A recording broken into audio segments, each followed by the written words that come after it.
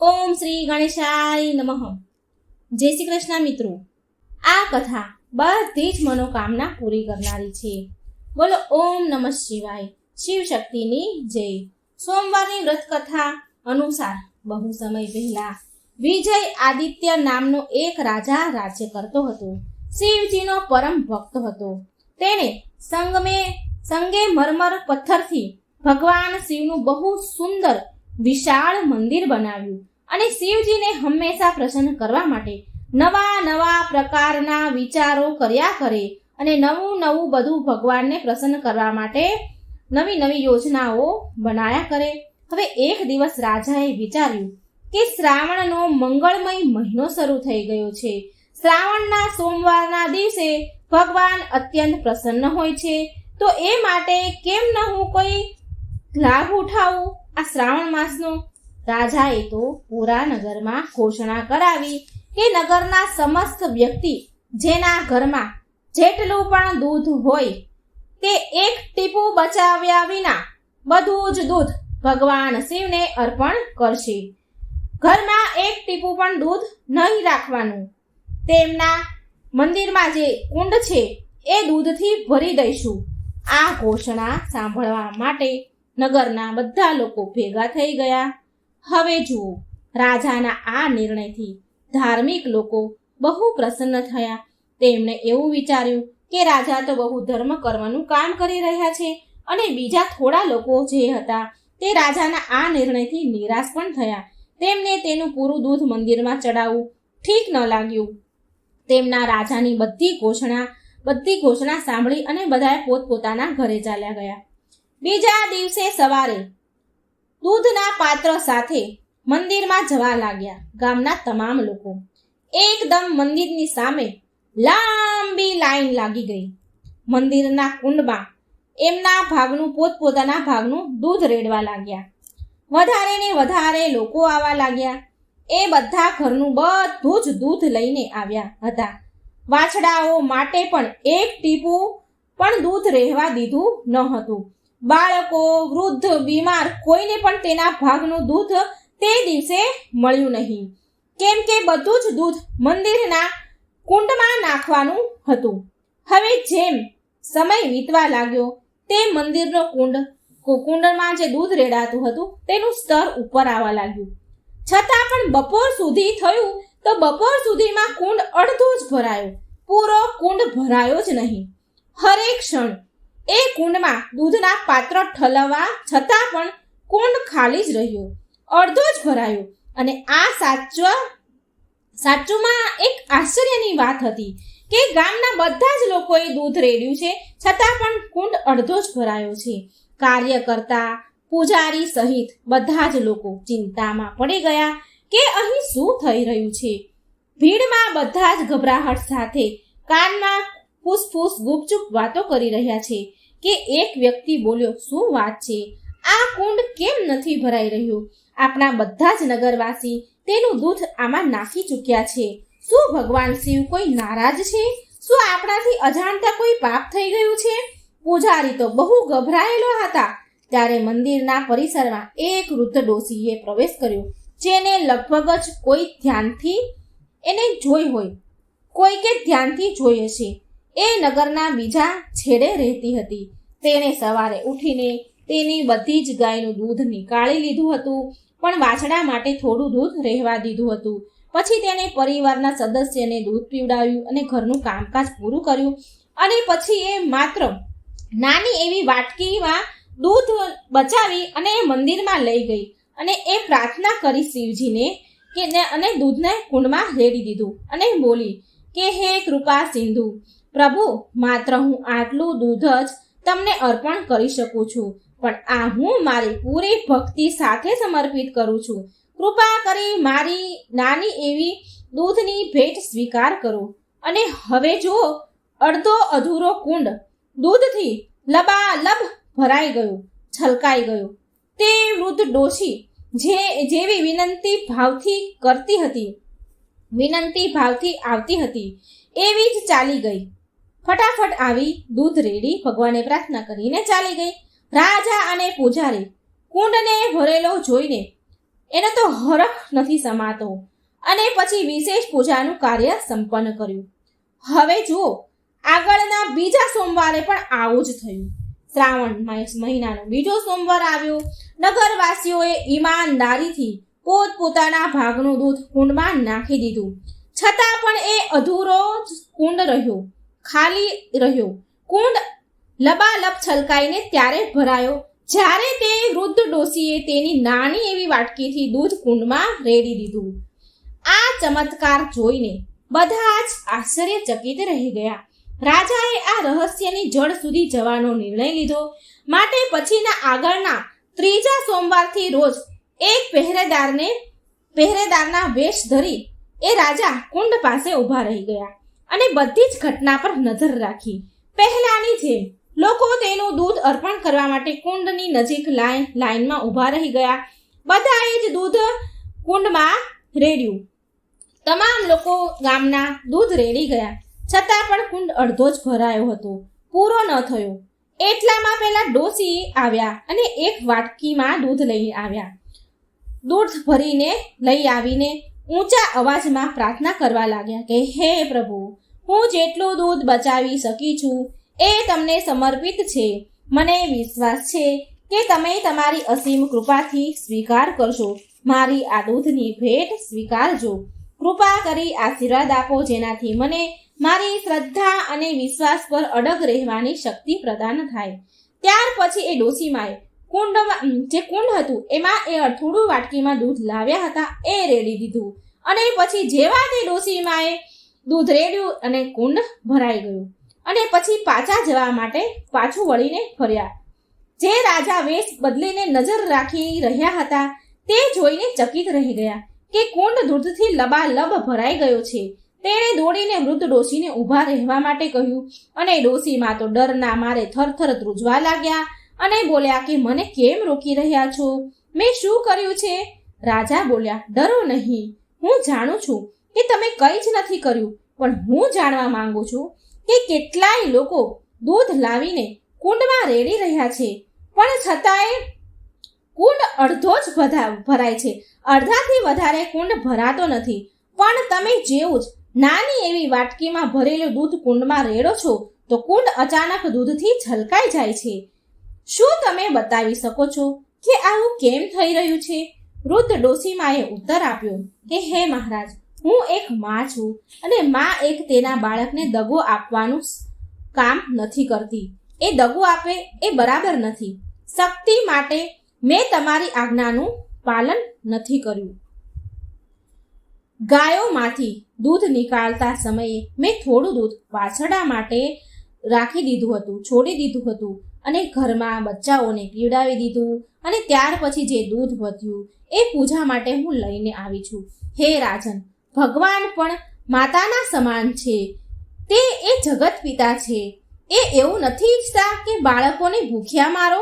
હે રાજન, સ્પષ્ટ બોલવા માટે હું તમારાથી ક્ષમા માંગુ છું, પરંતુ આવું જ કર્યું છે. તમે લોકોને પૂજા કરવા માટે ઘરોનું બધું જ દૂધ લાવવા માટે આદેશ આપી દીધો, ઘોષણા કરી દીધી અને વાછડા, બાળકો, વૃદ્ધ, બીમારો માટે થોડું પણ દૂધ બચાવવા માટે તમે ના પાડી. તમે પૂરેપૂરું દૂધ લાવવાનું કહી દીધું. પ્રજા દુઃખી હતી, પણ તમારી આજ્ઞાનું ઉલ્લંઘન ન કરી શકે. તમે રાજા છો અને તેણે દૂધ અર્પણ તો કર્યું, પણ ઈચ્છાથી નહીં, સ્વેચ્છાએથી નહીં, જબરજસ્તીથી. ભગવાન ભોળાનાથને આ ગમ્યું નહીં મહારાજ, અને તમારા અર્પણને એ અસ્વીકાર કર્યું અને તમારું જે આ નિયમ કર્યો તમે દૂધ બધું જ લાવી દેવાનો, એ ભગવાનને સ્વીકાર ન હતો. અસ્વીકાર કરી તેને એમનો અસંતોષ પ્રગટ કર્યો ભગવાન શિવે. પ્રિય ભક્તો, રાજા આ સાંભળીને વિચારમાં પડી ગયો કે આ ડોશીમાં તો સાચું જ કહે છે અને રાજાને પણ એની પ્રજા માટે માતા સમાન હોવું જોઈએ, જે તેના સ્વાસ્થ્ય અને સુખનું ધ્યાન રાખે. પણ મેં મારી પૂજા માટે પ્રજાને દૂધ આપવા માટે મજબૂર કરીને મહાપાપ કરી રહ્યો હતો. પછી ભગવાન કેવી રીતે મારી ઉપર પ્રસન્ન થાય? પ્રિય ભક્તો, શરમથી રાજાનું માથું ઝૂકી ગયું અને એ વૃદ્ધ ડોશીમાને કહ્યું કે હે માતા, હું તમારો આભારી છું. તમે તો મારી આંખો ખોલીને સાચી ભક્તિનો માર્ગ બતાવ્યો છે. રાજાએ તરત જ ઘોષણા કરાવી કે આવતા સોમવારના દિવસે લોકોએ એટલો જ દૂધ લાવવાનું જે વાછડી દૂધ વૃદ્ધ બાળકો અને બીમારોને પીવડાવી અને પછી વધે તો દૂધ લઈને આવવું. હવે આગળના આવતા સોમવારે જે શ્રાવણનો અંતિમ સોમવાર હતો તો મંદિરમાં સવારથી જ લોકોની લાંબી લાઈન લાગી હતી. લોકો એટલું જ દૂધ લાવ્યા જેટલું એ બચાવી શક્યા. રાજાએ પણ એટલું જ દૂધ કુંડમાં રેડ્યું જેટલું મહેલના વાછરડા બાળકો અને અન્ય રીતે બચ્યું. પરિણામ આશ્ચર્યજનક હતું. કુંડ તો સવારમાં જ ભરાઈ ગયો. રાજા પ્રસન્ન હતા અને ઘરડા ડોશીમાની વાટ જોઈ રહ્યા હતા. જ્યારે તેણે એના ભાગનું દૂધ રેડી દીધું તો રાજા તે ડોશીમાને મંદિરમાં લઈ ગયા અને બંને એક સાથે પૂજા કરી. રાજાએ કહ્યું, ધન્યવાદ માતા, ભગવાન સાચુમાં જ પ્રસન્ન થઈ ગયા. પાર્વતી પતે હર હર મહાદેવ. હે ભોળાનાથ, હે શિવશંભુ, તમારે એ બધા જ ભક્તો પર કૃપા દ્રષ્ટિ બનાવી રાખજો જે તમારી પૂજા બહુ શ્રદ્ધા અને ભક્તિથી કરે છે અને કથાનું શ્રવણ બહુ પ્રસન્ન ચિત્ત મનથી કરે છે. ઓમ નમઃ શિવાય. હર હર મહાદેવ. મિત્રો, સાંભળી તમને આ વાર્તા કે આપણી શક્તિ હોય એ પ્રમાણે આપણે ભક્તિ કરવી, લોકોને દુઃખી કરી અને આપણે જો ભગવાનને ચડાવીએ તો ભગવાન પણ ખુશ નથી થતા. માટે મિત્રો, આ વાર્તામાંથી તમને ઘણું શીખવા મળ્યું હશે. મંગળવારની હનુમાનજીની વાર્તા. શ્રી રામજીએ આપ્યો હનુમાનજીને મૃત્યુદંડ. આ એક સત્ય કથા છે, સત્ય ઘટના છે. જય શ્રી રામ, જય શ્રી હનુમાન. સદીઓ પહેલાની વાત છે. સમસ્ત શ્રેષ્ઠ ગણ અને ઋષિ મુનિઓ માટે એક સભાનું આયોજન થયું હતું. સભામાં મહર્ષિ વશિષ્ઠ, મહર્ષિ વિશ્વામિત્ર અને નારદજી જેવા મહાન વિદ્વાનોનો સમાવેશ હતો. આ બધા વિદ્વાનો અંદરો અંદર એક વાતની ચર્ચા કરી રહ્યા હતા કે ભગવાન રામનું નામ તો સ્વયં ભગવાન રામના અસ્તિત્વ કરતાં પણ મોટું છે. અને આ સભામાં રામજીના પરમ ભક્ત હનુમાનજી પણ ઉપસ્થિત હતા. અને હનુમાનજી આ બધાની જ વાતો બહુ ધ્યાનથી શાંતિથી સાંભળી રહ્યા હતા.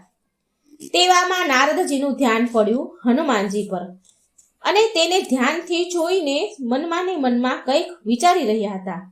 નારદજી મનમાં વિચાર કરે છે કે રામનું નામ તો સ્વયં રામ ભગવાન કરતા એનું અસ્તિત્વ કરતાં પણ મોટું છે અને આ વાતને તો હું સાબિત કરીને જ રહીશ.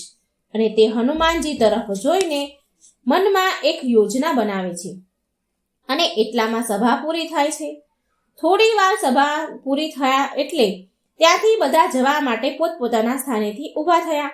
એટલે હનુમાનજી બધાને 2 હાથ જોડીને અભિનંદન કરે છે અને તે પણ તેના સ્થાન પરથી ઊભા થઈ ગયા. એટલે નારદજી હનુમાનજી પાસે આવીને અને તેમની પાસે આવીને કહે છે, નારાયણ નારાયણ. શું વાત છે હનુમાનજી, તમે બધા જ ઋષિગણોને કેટલો સત્કાર આપો છો, કેટલો આદર સત્કાર કરો છો. હવે સભા જેવી સમાપ્ત થઈ તમે તેવા જ ઊભા થઈ ગયા અને બધા જ ઋષિગણોને અભિનંદન કરવા માટે ઊભા થયા. પણ તમને શું એક વાત અટપટી અને અજીબ નથી લાગતી? એટલે હનુમાનજી નારદજીને કહે છે, કઈ વાત દેવર્ષિ નારદ? તમે સ્પષ્ટ શબ્દોમાં મને કહો, તમે કહેવા શું માંગો છો? એટલે નારદ મુનિ બોલ્યા, ઋષિ વિશ્વામિત્ર તો એક રાજા છે અને રાજાનું ઋષિના રૂપમાં અભિનંદન કેવું? એમને અભિનંદન કેમ કરવાના? મને તો આ વાત ઠીક નથી લાગતી હનુમાનજી. એટલે હનુમાનજી મનમાં ને મનમાં નારદજીની વાત બહુ સારી રીતે સમજી ગયા કે તે શું કહેવા માંગે છે. એટલે જ્યારે બધા ઋષિગણો તે સભામાંથી ઊભા થઈને બહાર જવા માટે રવાના થયા તો હનુમાનજીએ બધાને જ હાથ જોડીને અભિનંદન કરે છે. પણ જ્યારે ઋષિ વિશ્વામિત્ર તેમની પાસેથી નીકળ્યા તો હનુમાનજીએ વિશ્વામિત્રજીને અભિનંદન ન કર્યા. અને વિશ્વામિત્રએ આ જોયું કે હનુમાનજીએ બધા ઋષિગણોને અભિનંદન કર્યા પણ તેના જવાબ પર તે જ્યાંથી નીકળ્યા તો એની પાસેથી નીકળવા છતાં પણ તેને અભિનંદન ન કર્યા. સભાની બહાર આવ્યા તો તેમને અભિનંદન ન પાઠવ્યા. એટલે વિશ્વામિત્રજીને એનું અપમાન લાગ્યું કે આ તો મારું અપમાન છે. તેમને થયું કે હનુમાનજીએ મારું અપમાન કર્યું તો તેમને હનુમાનજી પર બહુ જ ક્રોધ આવ્યો, બહુ ગુસ્સો આવ્યો અને વિશ્વામિત્રજી બૂમો પાડતા પાડતા ભગવાન શ્રી રામ પાસે ગયા. કારણ કે વિશ્વામિત્ર ભગવાન શ્રી રામના ગુરુ હતા. તેમની સાથે આ વાતની ચર્ચા કરવા ગયા જે હનુમાનજીએ કર્યું. વિશ્વામિત્રજી રામ ભગવાનને કહે છે કે હનુમાને જ્યારે સભા પૂરી થઈ ત્યારે સમસ્ત ઋષિગણોની સભામાંથી પ્રસ્થાન થવા નીકળ્યા તો તેમણે બધા ઋષિ મુનિઓને અભિનંદન કર્યા અને જ્યારે હું ત્યાંથી નીકળ્યો, એની બાજુમાંથી નીકળ્યો તો મને અભિનંદન, મને પ્રણામ ન કર્યા. હનુમાનજીએ જાણી જોઈને મને નજર અંદાજ કરી દીધો છે, તો આ વાતનો દંડ તો હનુમાનજીને મળવો જ જોઈએ. હવે ઋષિ વિશ્વામિત્ર ભગવાન રામના ગુરુ હતા અને આ બાજુ હનુમાનજી તેમના પ્રિય ભક્ત હતા. આ બંને તેમના માટે બહુ જ મહત્વપૂર્ણ હતા. પણ આ સંસારમાં તો ગુરુનું સ્થાન બધા કરતા ઊંચું હોય છે. માટે રામ ભગવાન વિશ્વામિત્રના શબ્દોની અવગણના ન કરી શકે. રામ ભગવાન તો મૂંઝવણમાં પડી ગયા. તે આ વિશે ઘણો વિચાર કરે છે અને પછી સમજીને વિચારે છે. રામ ભગવાન વિશ્વામિત્રને કહે છે કે હે ગુરુદેવ, તમે જે કહો મને એ હું હનુમાનને મૃત્યુદંડ આપવા તૈયાર છું. હનુમાનનું તમારું અપમાન કરવા બદલ તેને હું શું દંડ આપું? રામ ભગવાનની વાત સાંભળીને તે હજી પણ ઘણા ક્રોધમાં હતા. લાલ પીળા થઈ રહ્યા હતા વિશ્વામિત્ર અને જોર જોરથી બૂમો પાડે છે અને સમસ્ત રામ ભગવાનની સભામાં બેઠા હોય છે તે બધા તો વિશ્વામિત્રના આવા જોરથી અવાજથી બધા જ ધ્રુજવા લાગ્યા, થર થર થર કાંપવા લાગ્યા. અને વિશ્વામિત્ર બહુ ઊંચા અવાજે બોલ્યા કે હનુમાનને મૃત્યુદંડ આપવામાં આવે અને હનુમાનને મૃત્યુદંડ તમારે તમારા હાથેથી જ આપવામાં આવે અને આ જ તેની સજા છે. વિશ્વામિત્રજીએ તો આવો આદેશ આપી દીધો શ્રી રામ ભગવાનને. ગુરુદેવની આ વાત સાંભળી ભગવાન રામ બહુ આશ્ચર્યચકિત થઈ ગયા. હનુમાનજી તેમના પ્રિય ભક્ત હોવા છતાં પણ ગુરુ વિશ્વામિત્રની વાતનું સમર્થન કરતા, તેમની આજ્ઞા સ્વીકારતા મજબૂર થઈને કહે છે કે હનુમાને તમારું આવું વર્તન કર્યું છે. આવું વર્તન મારા ગુરુ વિશ્વામિત્રનું અપમાન થયું છે તે ક્ષમા યોગ્ય નથી, માફ કરવા લાયક નથી. તો તેમને મૃત્યુદંડ હું જરૂર આપીશ. એટલે હનુમાનજી હાથ જોડીને બોલ્યા, જેવી તમારી ઈચ્છા પ્રભુ. તમારા હાથે મૃત્યુ મળવું એ તો મારા માટે સૌભાગ્યની વાત છે. શ્રી રામ તેમના ગુરુદેવની વાત માની હનુમાનજીને મૃત્યુદંડ આપવા માટે તૈયાર થઈ જાય છે. અને હનુમાનજી તો મૂંઝવણમાં પડી ગયા કે તે થોડા દુઃખી પણ હતા. અને એટલા માટે તે જ સમયે નારદજી હનુમાનજી પાસે આવે છે અને હનુમાનજીને કહે છે, નારાયણ નારાયણ. રામ ભક્ત હનુમાન, મારી એક વાત માનો, તમે રામ નામમાં લીન થઈ જાઓ. તમે રામ નામના જપ કરવા લાગો અને રામ નામમાં લીન થઈ જાઓ. આવું કરવાથી બની શકે કે જે વિકટ પરિસ્થિતિ ઊભી થઈ છે તેમાં કંઈ પરિવર્તન આવી જાય. માટે તમે રામ નામના જાપ કરવા લાગો, રામ નામમાં લીન થઈ જાઓ. નારદજીની વાત હનુમાનજીએ માની લીધી અને તે સીધા એક જંગલમાં ચાલ્યા ગયા. જંગલમાં એક ઘટાદાર વૃક્ષ નીચે બેસીને રામ નામના જાપ કરવા લાગ્યા. જય શ્રી રામ, જય શ્રી રામ, જય શ્રી રામ. હનુમાનજી રામ ભગવાનના નામમાં લીન થઈ ગયા અને આ તરફ હનુમાનજીને મૃત્યુ દંડ આપવા માટે શ્રી રામ ત્યાં આવી પહોંચ્યા. જે જંગલમાં હનુમાનજી રામ નામમાં વિલીન થયા હતા ત્યાં હનુમાનજીને રામ નામના જાપ કરતા શ્રી રામ જોવે છે અને મનમાં બોલે છે કે વિધિનું વિધાન પણ કેટલું અજીબ છે.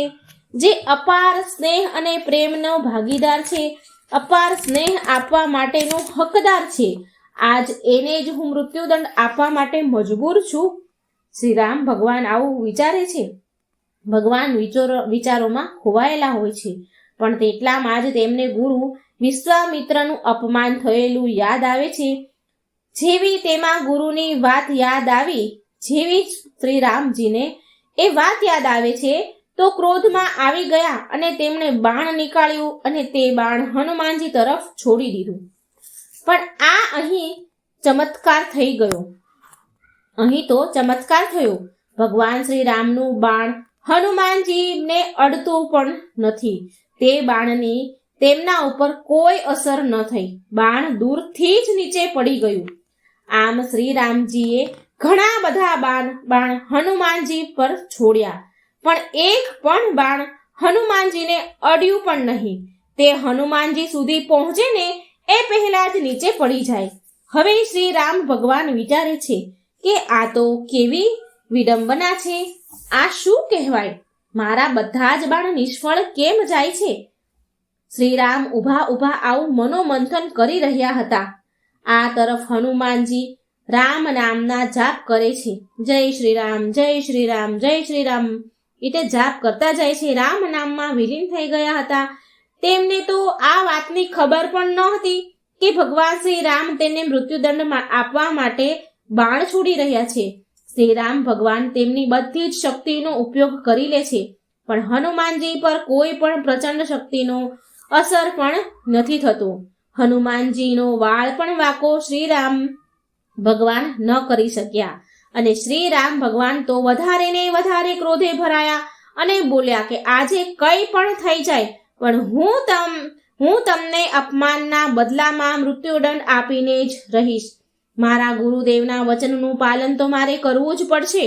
આટલું બોલી ભગવાન શ્રી રામ અંતે મજબૂર થઈને બ્રહ્માસ્ત્ર નીકાળે છે અને તેનો પ્રયોગ કરવા જાય છે. શ્રી રામ ભગવાન જેવું બ્રહ્માસ્ત્ર નીકાળે છે તેવામાં તો 3 લોકમાં હાહાકાર મચી ગયો. જમીનમાંથી જ્વાળામુખી ફાટી નીકળી, સાગરમાં તો તોફાન આવ્યા, પર્વતો તૂટીને પડવા લાગ્યા, જંગલમાં આગ લાગી જાય છે. જીવ જંતુ પ્રાણીઓ બધા પોતપોતાનો જીવ બચાવવા અફડાતફડી આમ તેમ ભાગવા લાગ્યા. પરંતુ રામ નામમાં લીન થયેલા હનુમાનજી હજી પણ રામ નામના જાપમાં જ લીન હતા. તેમના પર તો બ્રહ્માસ્ત્રનો પણ કોઈ અસર નથી થતો. રામ નામના જાપથી હનુમાનજીના ફરતે સુરક્ષા કવચ બની ગયું હતું, જેથી એક કવચને અડીને જ બાણ નીચે પડી જતા હતા. હવે નારદજી પ્રલય અને રામ નામની શક્તિ જોઈ અને નારદજી વિશ્વામિત્ર પાસે જાય છે અને તેમને બધી સચ્ચાઈ જે એણે આ યોજના બનાવી હતી એ બધું સાચું કહી સંભળાવે છે. નારદજી કહે છે, હે વિશ્વામિત્ર, હું એ સાબિત કરવા માંગતો હતો કે રામના અસ્તિત્વ કરતાં પણ મોટું છે. આ બધી યોજના મેં કરી હતી. હવે વિશ્વામિત્રને પૂરી સચ્ચાઈ સમજમાં આવી ગઈ અને વિશ્વામિત્ર તરત જ તે સમયે રામ ભગવાન પાસે ગયા અને શ્રી રામને તેમના વચનથી મુક્ત કરે છે. અને નારદજી આ સિદ્ધ કરવામાં સફળ થઈ ગયા કે રામ નામની શક્તિ શ્રી રામ ભગવાનના અસ્તિત્વ કરતાં પણ કેટલીય ગણી અધિક શક્તિશાળી છે. બુધવારની શ્રી ગણેશજીની કથા, વિઘ્ન હરનારી કથા. ઓમ શ્રી ગણેશાય નમઃ. શ્રીચંદ નામનો એક વ્યક્તિ ભગવાન ગણેશનો બહુ મોટો ભક્ત હતો. તે ભગવાન ગણેશના બુધવારનું વ્રત રાખે. તો એક દિવસ રાતે સૂઈ રહ્યા હતા ત્યારે ભગવાન ગણેશ તેના સપનામાં આવ્યા અને કહે છે કે ભક્ત શ્રીચંદ, તું મારા બુધવારના વ્રત અને પૂજા સાચા હૃદયથી કરે છે તો મારી એવી ઈચ્છા છે કે હવે આવતા બુધવારના દિવસે એક બાળકને જમવા માટે આમંત્રિત કરજે અને તેને પ્રેમથી ભોજન કરાવજે. આમ કરીશ એટલે તારા ઘરમાં સુખ, સમૃદ્ધિ અને શાંતિનો વાસ થશે. આમ કહીને ભગવાન અંતર્ધ્યાન થઈ ગયા. બીજા દિવસે સવારે શ્રીચંદ ઉઠ્યો ત્યારે આ સપનાની વાત તેની પત્ની નિર્મલાને કહી. શ્રીચંદની પત્ની નિર્મલા સ્વભાવથી બહુ કંજૂસ હતી. ક્યારે પણ કોઈને દાન પુણ્ય કરતી નહીં. એટલે નિર્મલા કહે છે, શ્રીચંદને કહે છે કે શ્રીચંદને, તમે પણ શું સપનાઓમાં વિશ્વાસ કરો છો? આમ બાળકોને જમાડવાથી જો સુખ સમૃદ્ધિ આવે તો આપણા ભળ્યા ભંડાર હોત ને. જો તમે કહો છો એ પ્રમાણે જો દાન પુણ્યનું કાર્ય કરતા રહીશું તો જે થોડું ઘણું ઘરમાં છે ને એ પણ લૂંટાઈ જશે. આ સાંભળી શ્રીચંદ બોલ્યા, નિર્મલા, એક જ બુધવારની તો વાત છે, એક બાળકને જ તો જમાડવાના છે. એક થાળી જો કોઈને જમાડી પણ દઈશું તો તારું શું બગડી જશે? એટલે નિર્મલા બોલી, ઠીક છે, બુધવાર તો આવવા દો, ત્યારે જોયું જશે. પણ શ્રીચંદને ખબર હતી કે નિર્મલા ફરીથી આ કાર્ય માટે આનાકાની કરશે જ. માટે ફરી શ્રીચંદ નિર્મલાને યાદ અપાવે છે, નિર્મલા કાલે બુધવાર છે હો, તને યાદ છે ને? કાલે આપણે ભગવાન ગણેશના નામનું ભોજન કરાવવાનું છે એક બાળકને. તું એક કામ કરજે, કાલે કોઈ નાના બાળકને જમવા માટે આમંત્રણ આપી દેજે, આપણે તેને પ્રેમથી ભોજન કરાવીશું. નિર્મલા કંજૂસ અને ચતુર એટલે મનમાં ને મનમાં વિચારે છે કે કોઈ એક જ છોકરાને ખવડાવવાનું છે ને, છોકરું ચાહે મોટું હોય કે નાનું હોય, મતલબ તો જમાડવાનો છે. જો હું કોઈ નાના એવા બાળકને જમાડીશ તો એ ઓછું જમશે અને મારું ખાવાનું બચી જશે. સાંજના સમયે મેદાનમાં બહુ બધા બાળકો રમતા હોય છે, ત્યાં જઈને જોઈશ અને એક છોકરાને જમવા બોલાવી આવીશ. અને આ તરફ ભગવાન ગણેશ કૈલાસ પર બધું જ જોઈ રહ્યા છે અને નિર્મલાની મનોવૃત્તિ જાણી લે છે અને કહે છે કે અચ્છા, એક નાના એવા બાળકને જમાડવા માટે નિર્મલા તું આટલું બધું વિચારી રહી છે. હવે તો મારે પરીક્ષા કરવી જ પડશે, હવે તો મારે લીલા કરવી જ પડશે. મારા નામનું જ ભોજન છે, હું પાછળ કેમ હટું? મને જ આમંત્રણ છે. સાંજના સમયે મેદાનમાં છોકરાઓ રમી રહ્યા હોય છે એટલે નિર્મલા મેદાનમાં સૌથી નાનું બાળક હોય તેને શોધવા લાગી. એટલે કૈલાસ પર્વત પર ગણેશજી વિચારે છે કે હવે મારે નાના બાળકનું રૂપ લેવું પડશે. નિર્મલા નાના બાળકને શોધી રહી છે અને મનમાં વિચારે છે કે અહીં તો બહુ બધા છોકરાઓ રમી રહ્યા છે, અહીં નાનું છોકરું કેવી રીતે શોધવું?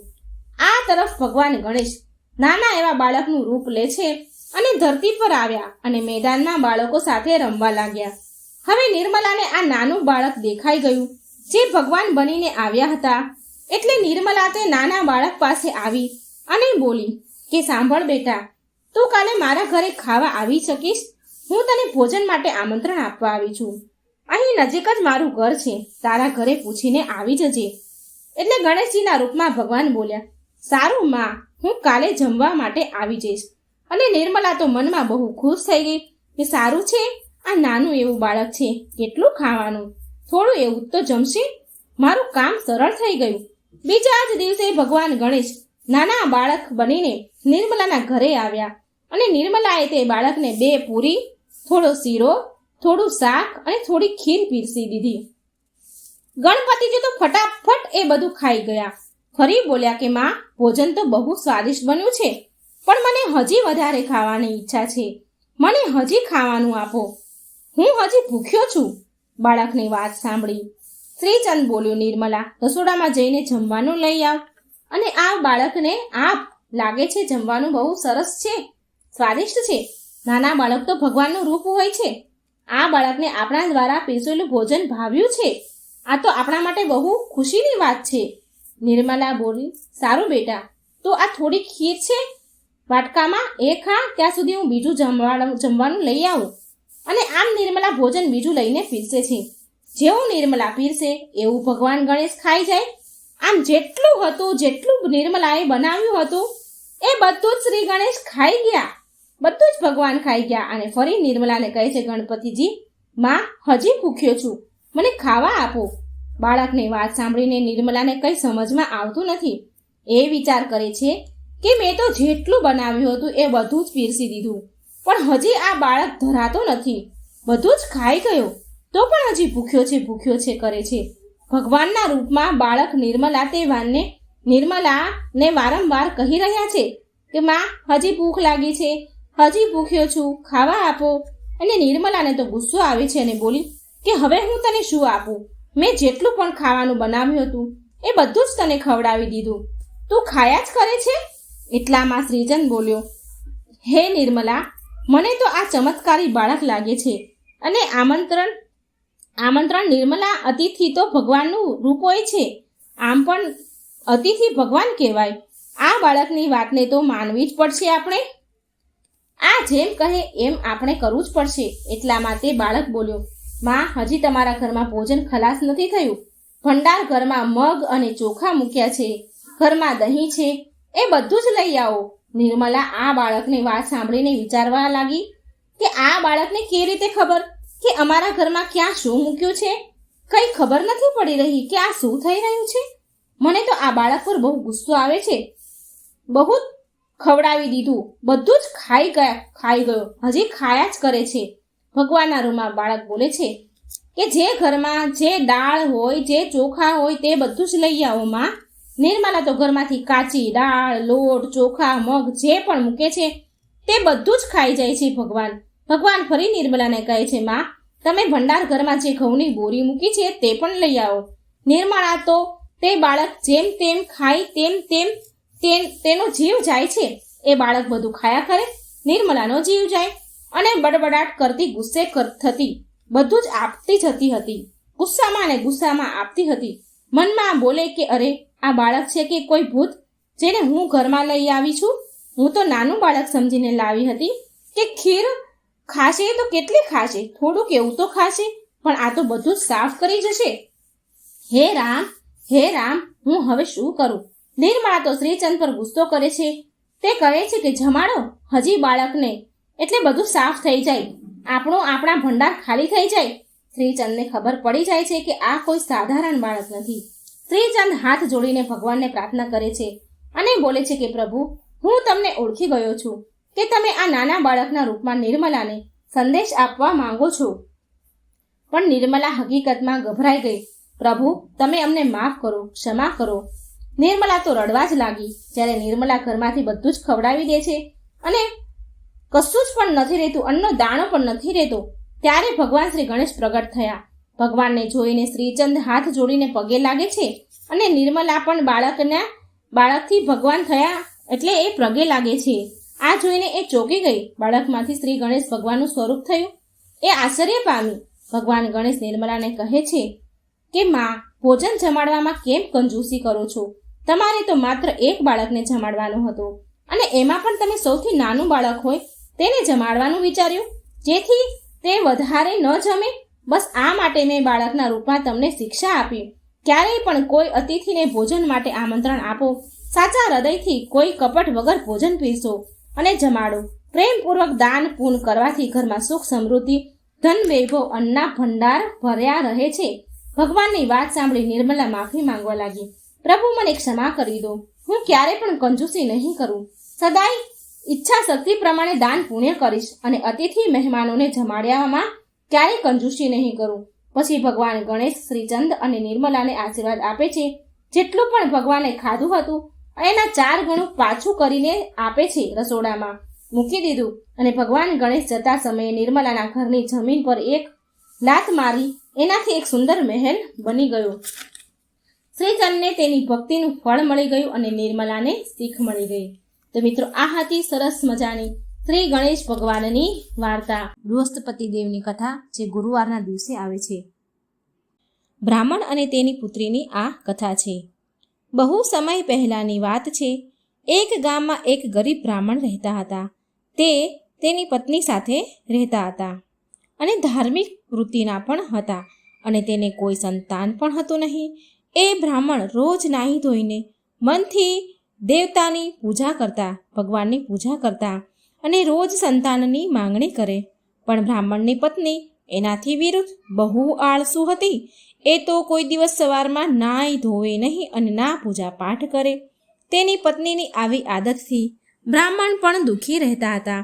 બ્રાહ્મણના ધાર્મિક ગુણોથી તેના ઘરમાં જલ્દી સંતાનના રૂપમાં એક પુત્રીએ જન્મ લીધો. તેની પુત્રી પણ બ્રાહ્મણની જેમ ધાર્મિક હતી. જેમ જેમ એ દીકરી મોટી થઈ રહી હતી તેમ તેમ તેનું મન પણ પૂજાપાઠમાં વધારે લાગવા લાગ્યું.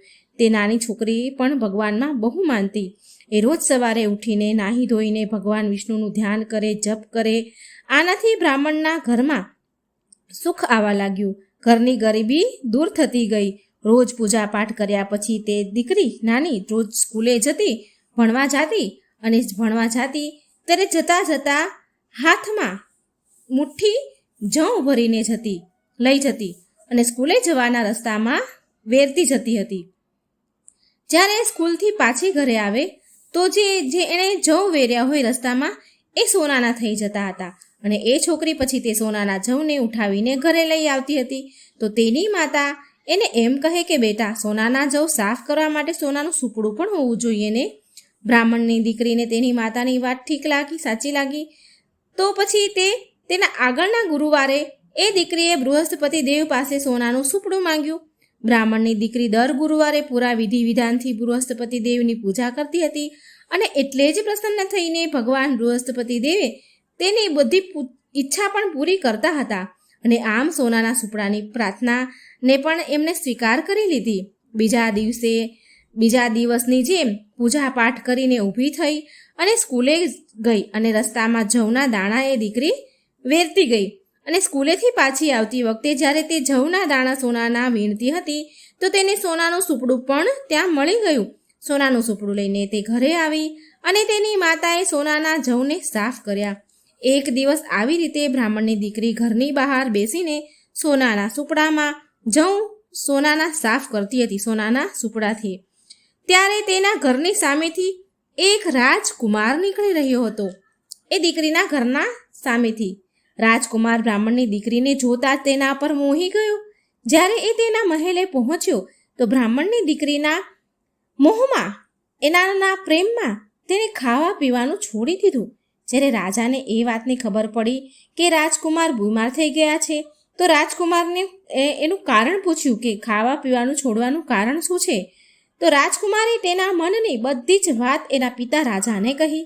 બીજા જ દિવસે રાજા તેના મંત્રી સાથે તે બ્રાહ્મણના ઘરે ગયા અને બ્રાહ્મણ સામે તેની દીકરીના લગ્ન એના પુત્ર રાજકુમાર સાથે કરવા માટે પ્રસ્તાવ મૂક્યો. રાજાનો પ્રસ્તાવ સાંભળી બ્રાહ્મણ તો ઘણા ખુશ થયા. તેણે તો તરત જ વિવાહ માટે હા કહી દીધી. દીકરી પણ રાજી થઈ ગઈ. થોડા સમયમાં રાજકુમાર અને બ્રાહ્મણની દીકરીના લગ્ન પણ થઈ ગયા. આ બાજુ લગ્ન પછી બ્રાહ્મણની દીકરી તેના સાસરે ચાલી ગઈ. આ બાજુ બ્રાહ્મણ પિતા એ દીકરીના પિતાના ઘરે ફરીથી ગરીબી આવવા લાગી. એ બ્રાહ્મણ ફરીથી ગરીબ થવા લાગ્યા. તેના ખરાબ દિવસો ફરીથી પાછા શરૂ થઈ ગયા. એકવાર બ્રાહ્મણ તેની દીકરીને મળવા માટે તેના સાસરે આવે છે. પિતાની આવી દશા જોઈ, આવી હાલત જોઈ એને બહુ દુઃખ થયું. પછી તેણે બહુ બધું ધન આપ્યું એના પિતાને અને વિદાય કર્યા. દીકરીનું આપેલું ધન તો થોડાક જ દિવસમાં પૂરું થઈ ગયું અને બ્રાહ્મણ તેની ગરીબી દરિદ્રતાના કારણે દુઃખી થઈ ગયા. બ્રાહ્મણ ફરીથી એની દીકરીને મળવા માટે મહેલ ગયા અને તેણે તેની દીકરીને બધી સમસ્યા કહી. પોતાના ગરીબ બ્રાહ્મણ પિતાની વાત સાંભળીને તેની દીકરી બોલી, પિતાજી, તમે કાલે માને લઈને આવજો મારી પાસે. હું તેમને બૃહસ્પતિ દેવના વ્રત ઉપવાસ પૂજન વિધિ કહીશ. બ્રાહ્મણે એવું જ કર્યું. બીજા દિવસે તેની પત્નીને લઈને મહેલ દીકરીને ઘરે મળવા આવ્યા. દીકરીએ તેની માતાને બહુ સમજાવ્યું કે માં, તમને આળસ તમારે ત્યાગી દેવી જોઈએ. તમારે આળસ ત્યાગીને સવારે સ્નાન કરવું જોઈએ અને ભગવાન વિષ્ણુની પૂજા કરવી જોઈએ. પણ બ્રાહ્મણની પત્નીએ તેની દીકરીની એક પણ વાત ન સાંભળી. એ હજી પણ પહેલાંની જેમ જ રહે છે. માની આવી આદતથી દુઃખી થઈને એક દિવસ તેની દીકરીએ તેની માને એક રૂમમાં બંધ કરી દીધી અને જબરજસ્તીથી સવારમાં સ્નાન કરાવડાવ્યું અને ભગવાન વિષ્ણુની પૂજા કરાવડાવી. આમ કરવાથી તેની માની બુદ્ધિમાં સુધારો થયો. બીજા જ દિવસે બ્રાહ્મણની પત્ની સવારે વહેલી ઉઠીને સ્નાન કરે છે અને ભગવાન વિષ્ણુની પૂજા કરવા લાગે છે અને સાથે સાથે તેની દીકરીના કહ્યા અનુસાર દરેક ગુરુવારના દિવસે ઉપવાસ પણ કરવા લાગી. આમ કરવાથી બૃહસ્પતિ દેવ ખૂબ જ પ્રસન્ન થયા, ખૂબ ખુશ થયા અને તેની બધી જ ગરીબી અને સમસ્યાઓ, સંકટ, કષ્ટ દૂર કરી દીધા. પછી એ સુખી અને સંપન્ન જીવન જીવવા લાગ્યા. આ વ્રતના પ્રભાવથી મૃત્યુ પછી બ્રાહ્મણ અને તેની પત્ની સ્વર્ગવાસ થયા. સ્વર્ગમાં એને સર્વનો દરવાજો મળ્યો. તો બોલો વિષ્ણુ ભગવાનની જય, બૃહસ્પતિ દેવની જય. શુક્રવારની મા લક્ષ્મીની કથા, ધન વૈભવ સુખ સંપત્તિ આપનારી કથા. આજે હું સરસ મજાની મા લક્ષ્મીની વાર્તા કહેવા જઈ રહી છું. આ વાર્તા જે કોઈ સાંભળશે તેના ઉપર મા લક્ષ્મી સદાય કૃપા બનાવી રાખશે. એક સમયની વાત છે. એક શહેરમાં એક બહુ જ ઈમાનદાર અને ગરીબ વ્યાપારી માણસ રહેતો હતો. તે વ્યાપારીની ઘરે એક દીકરી છે. હવે એ વ્યાપારીની દીકરીને રોજ પીપળાના ઝાડને પાણી ચડાવવાની ટેવ. રોજે જ ભગવાનની આ પૂજા કરે.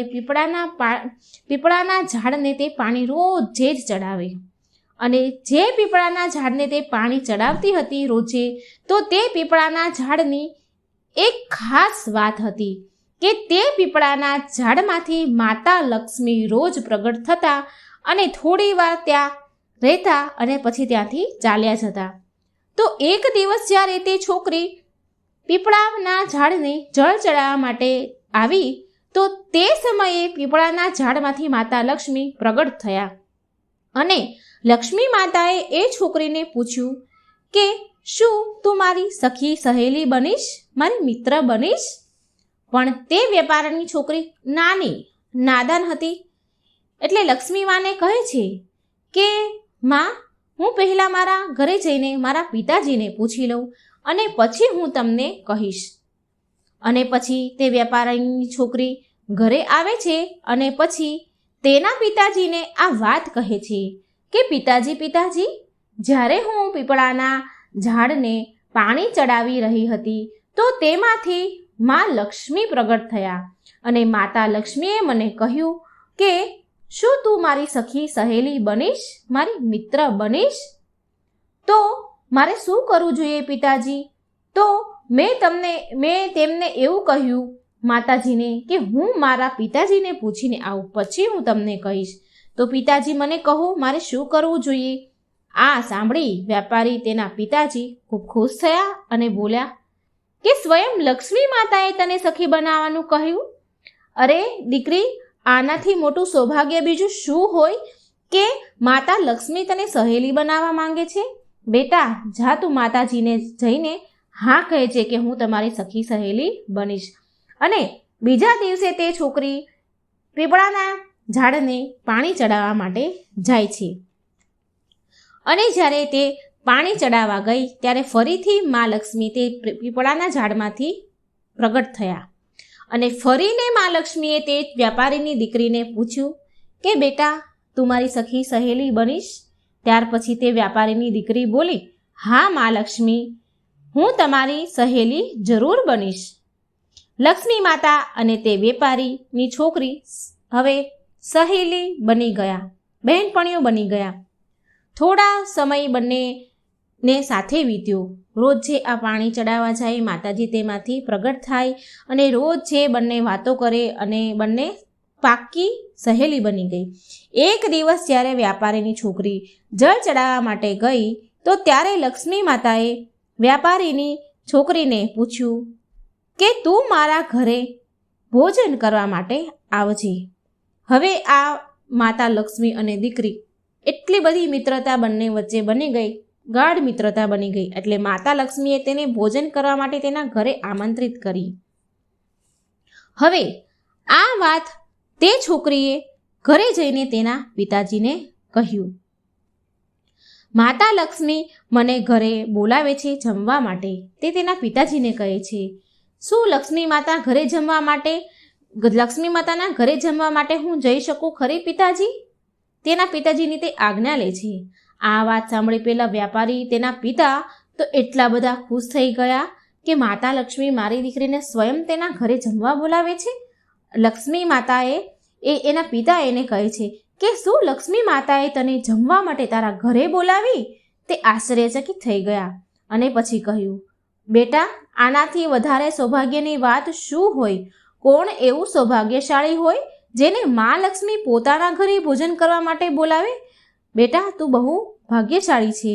જા બેટા, તું મા લક્ષ્મીના ઘરે જમવા જજે.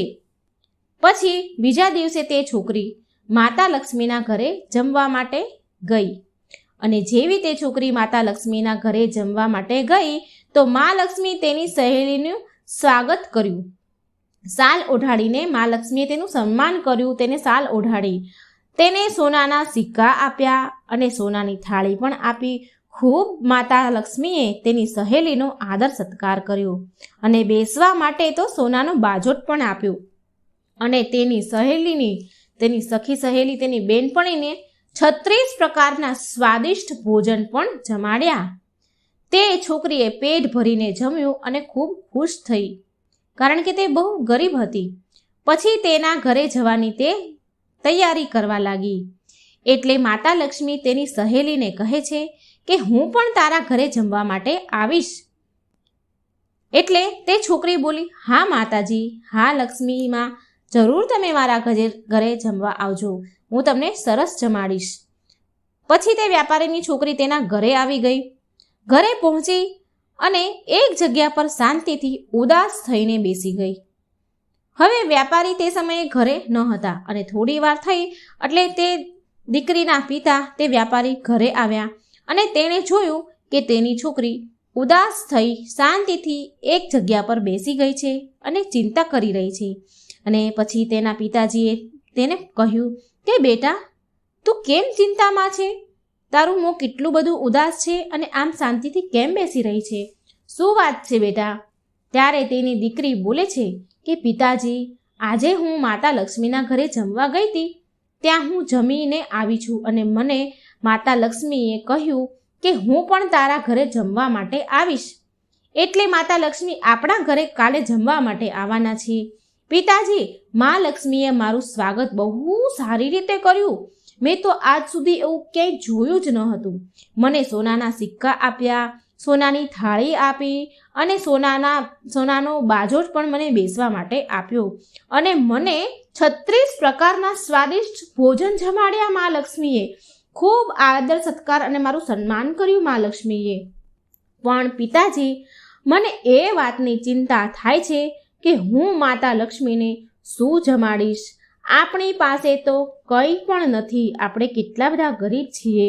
માતાને સારું બનાવીને કેવી રીતે ખવડાવીશ? સારું બનાવીને ખવડાવવા માટે આપણી પાસે અને આપણે તેને આપવા માટે આપણી પાસે કંઈ જ નથી. કોઈ સિક્કા, કોઈ સોનું કે કંઈ જ પણ માતાજીને આપણે આપવા માટે આપણી પાસે નથી. ત્યારે વ્યાપારીએ તેની દીકરીને કહ્યું કે બેટા, તું ચિંતા ના કર. તું આપણા ઘરને છાણથી સારી રીતે પૂરા ઘરને લીપી નાખજે અને ખાસ કરીને પૂરા ઘરની સારી રીતે સાફ સફાઈ કરી નાખજે અને પછી એક દીવો પ્રગટાવજે જે ચારેય તરફથી પ્રગટતો હોય, ચારેય તરફથી એક દીવો જગતો હોય તેવો દીવો પ્રગટાવજે અને તે દીવો લક્ષ્મી માતાનું નામ લઈને પ્રગટાવજે અને એ દીવાને ચૂલા પાસે લઈને બેસી જજે. માતાજી બધું જ સારું કરશે ને આપણી બધી મુશ્કેલીઓનો હલ થઈ જશે. હવે તે છોકરીએ તેના પિતાજીના કહેવા પ્રમાણે એવું જ કર્યું જેવું તેના પિતાએ કહ્યું. તે છોકરીએ પૂરા ઘરની સરસ સાફ સફાઈ કરી, પૂરા ઘરને છાણથી લીપી દીધું અને દીવો પ્રગટાવ્યો અને માતા લક્ષ્મીના નામનો દીવો હાથમાં લઈ અને એક હાથમાં લાડવો લઈ અને રસોઈના ચૂલા પાસે બેસી ગઈ. ચૂલો બહાર આંગણામાં ફળિયામાં હતો એટલે એ દીવો લઈ અને તે ચૂલા પાસે બેસી ગઈ. બન્યું એવું કે ત્યારે અચાનક એક જગ્યા પર એક રાણી નદી પાસે સ્નાન કરી રહી હતી. તેણે તેના ઘરેણા નદીના કિનારે મૂક્યા અને તે નદીમાં નહાવા માટે સ્નાન કરવા માટે ચાલી ગઈ. તો ત્યાં જે સોનાનો હાર હતો તે બહુ કિંમતી હતો. તે હારને ત્યાંથી એક ચીલે ઉઠાવી લીધો અને તે હાર ઉઠાવીને મોંમાં લઈને જઈ રહ્યો હતો. જ્યારે તે ચીલ હાર લઈને ઉડી રહ્યો હતો તો તેની નજર આ વ્યાપારીની છોકરી પર પડી અને તેના હાથમાં એક લાડવો હતો.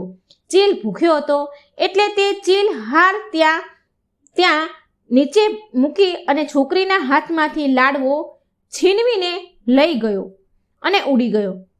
વ્યાપારીની છોકરી સોનાનો હાર જોઈને તે બહુ પ્રસન્ન થઈ ગઈ અને તે હાર લઈને તે છોકરી બજારમાં ગઈ. બજારમાં જઈ એક સોનાની દુકાનમાં ગઈ અને સોનીને તે સોનાનો હાર આપ્યો અને સોનીએ તે હારના બદલામાં પૈસા આપ્યા તે છોકરીને. હવે તે છોકરીએ તે પૈસાથી 36 પ્રકારના ભોજન બનાવી શકે અને તે પૈસાથી તે છોકરીએ સોનાના સિક્કા અને સોનાની થાળી ખરીદી લીધી મા લક્ષ્મીને આપવા માટે. અને આ બધું જ લઈને તે પાછી તેના ઘરે આવી ગઈ. ઘરે આવીને તેણે મા લક્ષ્મી માટે સરસ મજાના સ્વાદિષ્ટ 36 પ્રકારના ભોજન બનાવ્યા. વ્યાપારીની છોકરીએ પછી ગણપતિ દાદાને બોલાવ્યા અને કહ્યું કે તમે મા લક્ષ્મીને લઈને આવો. બધી જ તૈયારી થઈ ગઈ છે. મેં સરસ મજાનું જમવાનું પણ બનાવી દીધું છે. પછી ગણપતિ દાદા માતા લક્ષ્મીને લેવા ગયા અને લઈને પછી તેમના ઘરે આવ્યા. પછી એ છોકરીએ, વ્યાપારીની દીકરીએ માતા લક્ષ્મીનું બહુ જ સારી રીતે સ્વાગત કર્યું. સાચા હૃદયથી ભાવથી તેણે માતાનું સ્વાગત કર્યું અને માતા લક્ષ્મીને બેસવા માટે સોનાનો બાજોટ પણ આપ્યો. અને તે છોકરી બોલી, મારા પ્રિય મા લક્ષ્મી, મારા સહેલી, તમે આ બાજોટ પર બેસો. માતા લક્ષ્મીએ તેની સહેલીને કહ્યું કે હું આજ સુધી કોઈના પણ ઘરમાં બાજોટ ઉપર નથી બેઠી. તે છોકરીએ જીદ કરી અને બોલી કે તમારે આજે તો મારા ઘરે બાજોટ પર બેસવું જ પડશે. માતા લક્ષ્મી તેની સહેલીની વાત માને છે અને બાજોટ પર બેસી ગયા. અને પછી વ્યાપારીની છોકરીએ માતા લક્ષ્મીને 36 જાતના સ્વાદિષ્ટ ભોજન જમાડ્યા. અને જેવી રીતે માતા લક્ષ્મીએ તેના ઘરે તેનું સ્વાગત કર્યું હતું, તેવી જ રીતે એ છોકરીએ માતા લક્ષ્મીનું સ્વાગત કર્યું. અને જેવું મા લક્ષ્મીએ સ્વાદિષ્ટ ભોજન 36 પ્રકારના ભોજન જમાડ્યા હતા, ઠીક એવી જ રીતે આ છોકરીએ પણ, માતા લક્ષ્મીની સહેલીએ પણ માતાજીને 36 પ્રકારના સ્વાદિષ્ટ ભોજન જમાડ્યા. અને જેવું જેવું માતા લક્ષ્મીએ કર્યું એવું જ તે છોકરીએ પણ કર્યું. આ બધું જોઈ, આવી શ્રદ્ધા, ભક્તિ, વિશ્વાસ જોઈ, મન સાફ હૃદય જોઈ મા લક્ષ્મી તેની સહેલીથી ખૂબ ખુશ થયા, ખૂબ પ્રસન્ન થયા અને તેની સહેલીને બહુ બધું ધન દોલત આપી, જેનાથી તે વ્યાપારી અને તે છોકરીની ગરીબી દૂર થઈ ગઈ. તે લોકોએ તેનું જીવન ખૂબ ખુશીથી વિતાવ્યું. તો મિત્રો, આ હતી લક્ષ્મીમાની વાર્તા. આજે આપણે શનિવારે સાંભળવામાં આવતી શનિદેવની કથા સાંભળીશું. ખૂબ જ સુંદર કથા છે અને શનિદેવની સાડાસાતીથી લોકો કેમ ડરે છે, જે ન ડરવું જોઈએ એ વિશે પણ આપણે જાણીશું. તો પૂરા ધ્યાનથી મનથી આ વિડીયો સાંભળજો. શનિદેવની કૃપા મેળવવા માટે કૃપા કરી અંત સુધી જોડાયેલા રહેજો. જો તમે આ કથા સાંભળી જ રહ્યા છો તો પૂરી સાંભળજો. ભક્ત મિત્રો, ચાલો સાંભળીએ શનિદેવની કથા.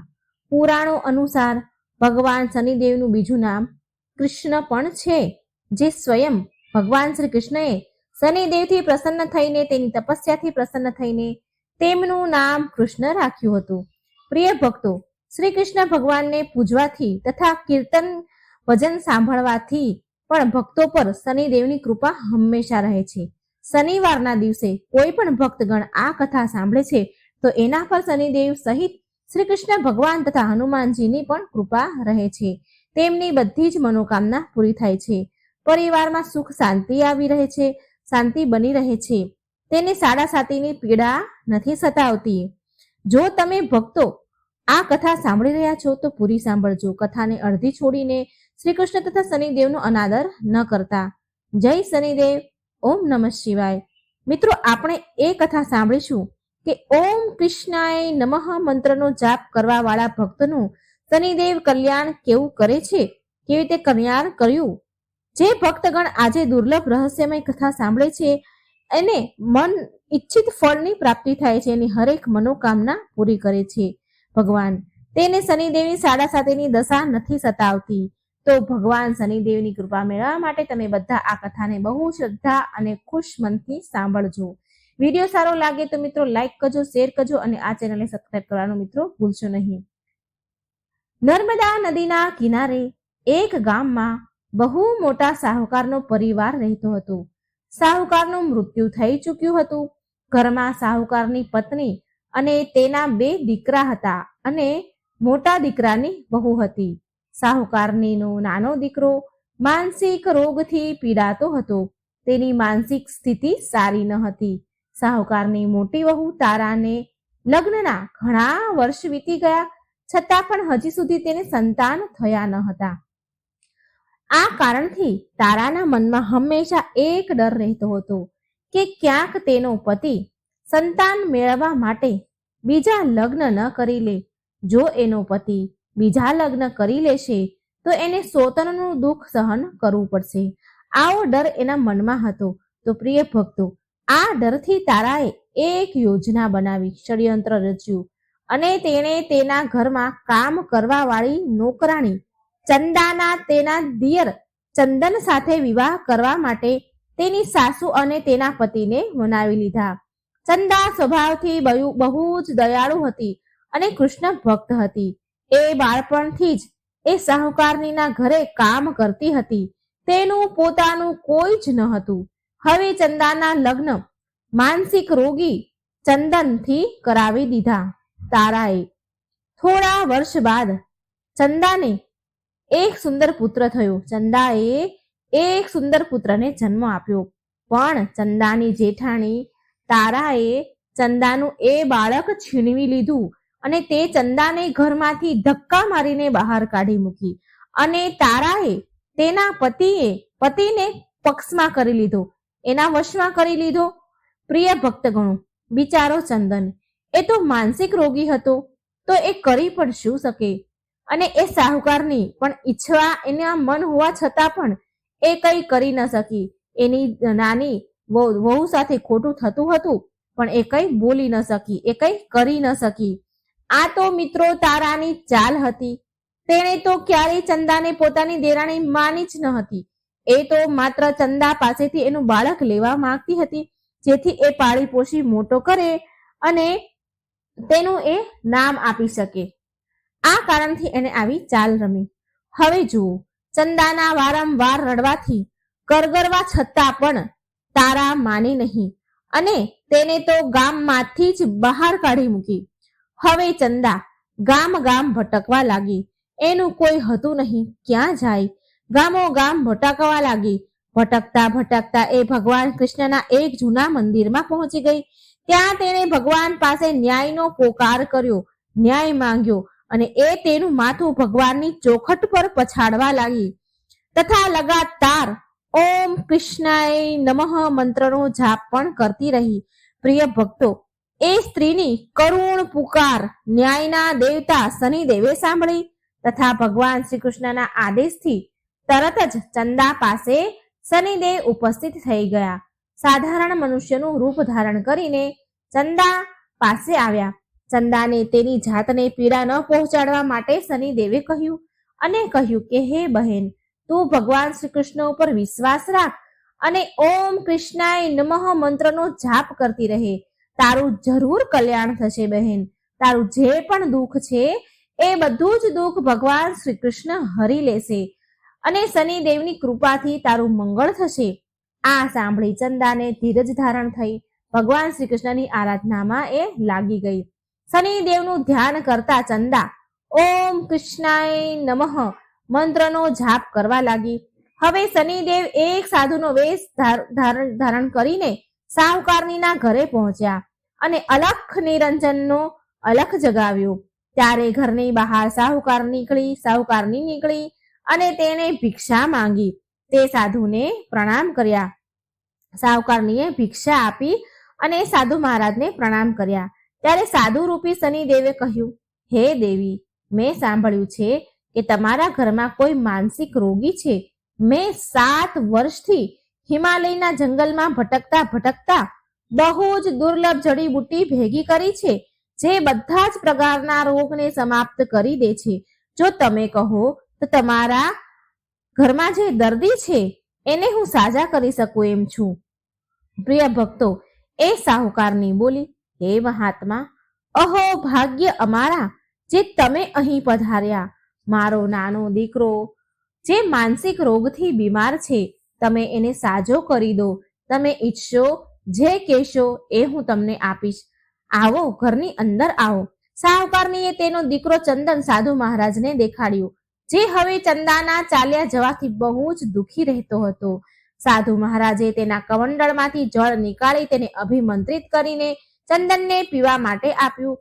એ જળને પીતા જ ચંદન બિલકુલ સારો થઈ ગયો અને સાધુ મહારાજે તારાને પણ બહુ જ સમજાવી કે એ ચંદાનો દીકરો એને પાછો આપી દે અને તેની ભૂલને સ્વીકારી લે. પરંતુ તારા તો જિદ્દી માની નહીં અને એ તો ઉપરથી સાધુ મહારાજને જ વઢવા લાગી, ખીજાવા લાગી, ગુસ્સો કરવા લાગી, ત્યાં સુધી કે ચંદનનું સાજું થવાનું પણ તેને ગમ્યું નહીં. એને ઈર્ષા થઈ. આ વાતથી શનિદેવ ખૂબ નારાજ થયા, રૂષ્ટ થઈ ગયા અને ભગવાન શનિદેવની દશા તારાને લાગી ગઈ અને એ માનસિક રોગી થઈ ગઈ. તારા, તેનો એક હાથમાં લકવા થઈ ગયો. સાધુ મહારાજના બતાવ્યા અનુસાર ચંદન એની પત્ની ચંદાને ઘરે લઈ આવ્યો અને તેની પત્ની અને બાળક સાથે હસી ખુશી જીવન જીવવા લાગ્યો. પ્રિય ભક્તો, તારાને શનિદેવે એના કર્મના ફળની સજા આપી અને ચંદાના માત્ર ઓમ કૃષ્ણાય નમઃ મંત્રનો જાપ કરવાથી એના પર કૃપા વરસાવી અને તેનો બાળક પણ મળી ગયો, તેનો પરિવાર મળી ગયો, પતિ પાછો મળી ગયો અને તેનો પતિ સ્વસ્થ પણ થઈ ગયો. જય શનિદેવ. જેવી કૃપા તમે ચંદાઓ પર કરી, તેના પતિ ઉપર કરી, એવી કૃપા સહુ પર વરસાવજો, સૌનું દુઃખ દૂર કરજો. જય શનિદેવ. મિત્રો, મહત્વપૂર્ણ જાણકારી એ કે મિત્રો, સાડાસાતી શું છે આ વિશે તમને મહત્વપૂર્ણ વાત કહેવા જઈ રહી છું. સાડાસાતી શું હોય છે, આનાથી લોકો કેમ ડરે છે? હા, એ વાત તો સાચી છે કે જ્યારે શનિદેવની સાડાસાતી દશા બેસે છે ત્યારે મનુષ્યને કઠણાઈઓ અને દુઃખોનો સામનો કરવો પડે છે. પરંતુ મિત્રો, આમાં ગભરાવા જેવી કોઈ વાત નથી. આમાં કઠણાઈ અને મુશ્કેલ હાલાત જરૂર આવે છે, પરંતુ આ સમય દરમિયાન વ્યક્તિને કામયાબી સફળતા પણ મળે છે. બહુ બધા વ્યક્તિ સાડાસાતીના પ્રભાવથી ઊંચાઈઓ પર પહોંચી જાય છે. સાડાસાતી વ્યક્તિને કર્મશીલ બનાવે છે અને તેને કર્મ તરફ લઈ જાય છે. હઠી, જિદ્દી, અભિમાની અને કઠોર આચરણવાળા વ્યક્તિ પાસે આ ઘણી મહેનત કરાવે છે. સાડાસાતીના 3 ચરણ હોય છે. સાડાસાતીનું પહેલું ચરણ નજીકના સંબંધી અને જાતકને પ્રભાવિત કરે છે. સાડાસાતીનું બીજું ચરણ વ્યાપાર અને ગૃહસ્થને પ્રભાવિત કરે છે. સાડાસાતીનું ચોથું ચરણ બાળકો, પરિવાર અને સ્વાસ્થ્યને પ્રભાવિત કરે છે. ભગવાન શનિદેવ ન્યાયના દેવતા છે. એ કોઈને પણ એમ જ દંડ નથી આપતા. જો દંડ આપે છે ને, તો એને એની સાથે બહુ મોટી શિક્ષા પણ આપે છે. જેવી રીતે એક માતા તેના પુત્રની ભૂલ પર એને દંડ આપે છે, એની ભલાઈ માટે તેને સાચા રસ્તા પર લઈ જવા માટે, બસ આવી જ રીતે શનિદેવ કર્મ અને ન્યાયના માર્ગ પર ચાલવા માટે મનુષ્યને દંડ આપે છે. જેથી એ ડરથી આગળ કોઈ ખોટું કાર્ય ન કરે. બસ આ જ રીતે ભગવાન શનિદેવ તો ન્યાયના દેવતા છે, ન્યાયની મૂર્તિ છે.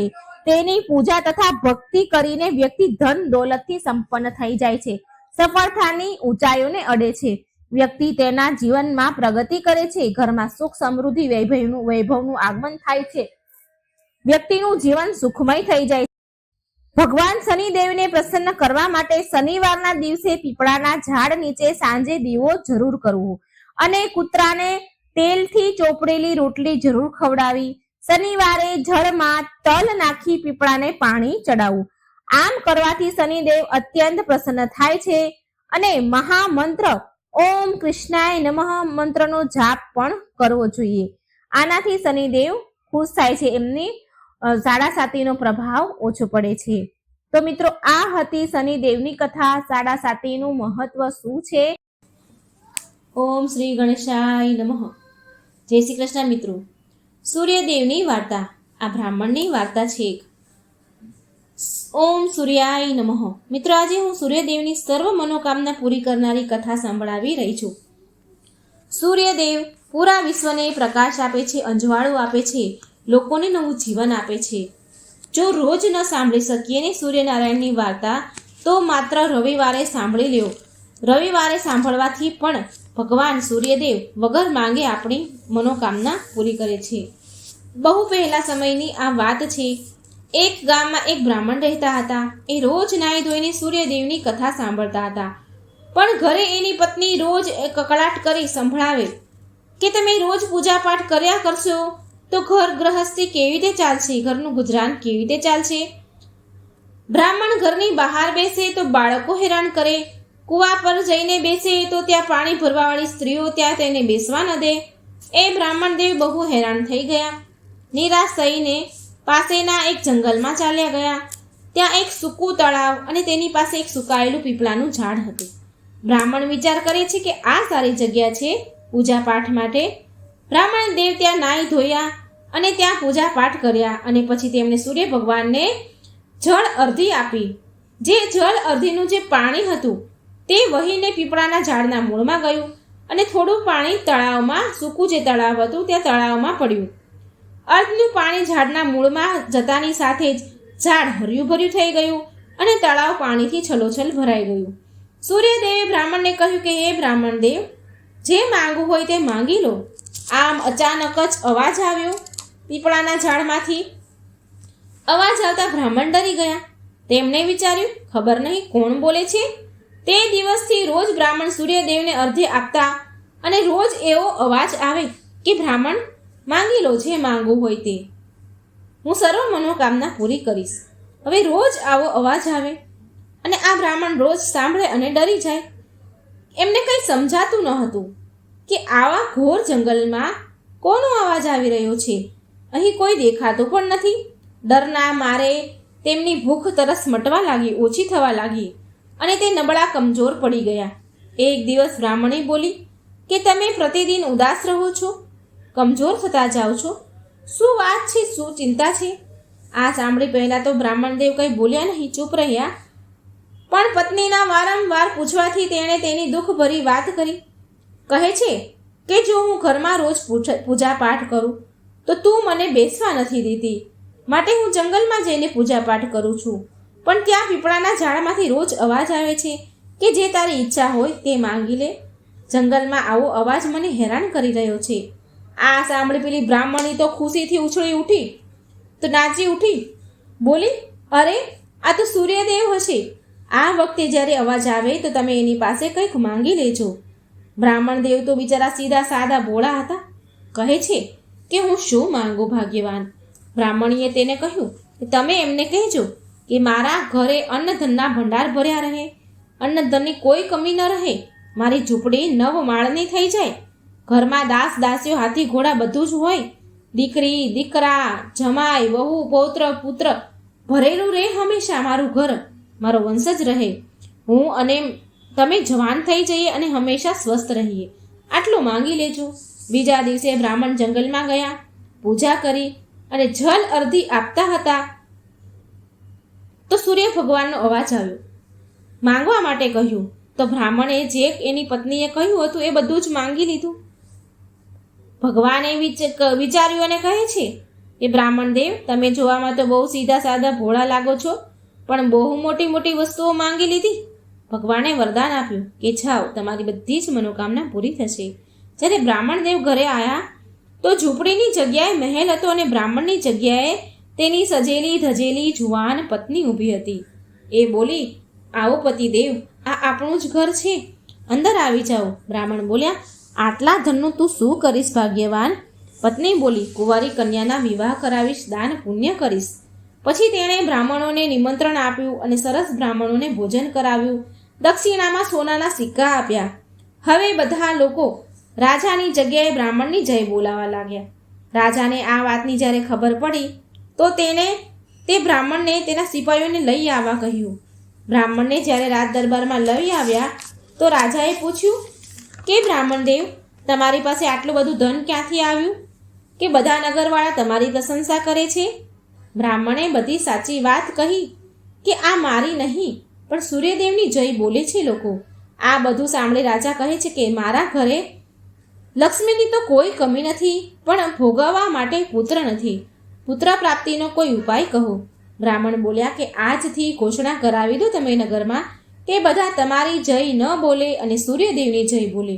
રાજાએ એવું જ કર્યું અને આમ કરવાથી થોડા દિવસોમાં એમની રાણી ગર્ભવતી થઈ અને 9 મહિના બાદ તેમણે એક સરસ પુત્રને જન્મ આપ્યો.